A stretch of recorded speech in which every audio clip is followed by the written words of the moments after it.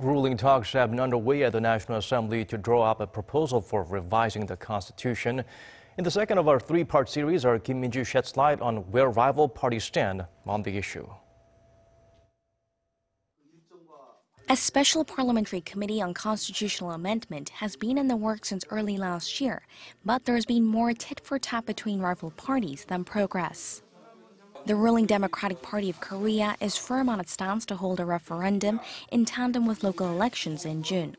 The party has vowed to craft a proposal by the end of this month, which will use as a basis for negotiations with the opposition. Park Joo-min, a ruling party lawmaker and part of the special parliamentary committee, says enough talks have been held on the issue and there's no problem holding the vote in June. We've already figured out the disputed areas and each of the parties' stances on the matter. A deal needs to be made no later than mid-March to have it ready for a public vote by June. Now the question is, will we hold talks on the amendment, even without an agreement on power structure? Or without that part, will the opposition not engage in talks at all? Also, holding the vote in tandem with local elections reduces the cost burden. But if the opposition is eager to hold the referendum on a different date, there should be no problem carrying out two revisions. It's one way we could handle the dispute.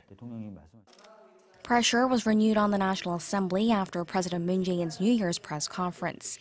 He warned that the government will prepare a proposal of its own should rival parties fail to reach a compromise. 권력 구조를 어떻게 개편할 것인가라는 부분은 하자면 많은 의견들이 있을 수 있는 그런 부분입니다. 만약에 그 부분에 대해서 하나의 합의를 이뤄낼 수 없다면 그 부분에 대해서는 또 개헌을 다음으로 미루는 그런 방안도. But the main opposition Liberty Korea party says that is out of the question. It claims the topic resurfaced in the first place because of the power abuse scandal in late 2016, as people acknowledge that the president holds too much authority. Opposition lawmaker An Sang-soo, also a member of the committee, says another issue is that the government has more urgent tasks to deal with. People have to think wisely, as the local election is about selecting someone that will take care of people's livelihoods over the next few years. We have the Olympics coming up. North Korea's provocations are a lingering threat. We have domestic problems, including crises over cryptocurrencies, the minimum wage hike, and the real estate bubble. The young administration needs to take care of these issues first. We are not saying we won't hold a referendum. It's the first amendment in 30 years, and a charter we may uphold for the next century. We can't rush it. Of the National Assembly's 297 lawmakers, 198 need to vote in favor for the revision to pass.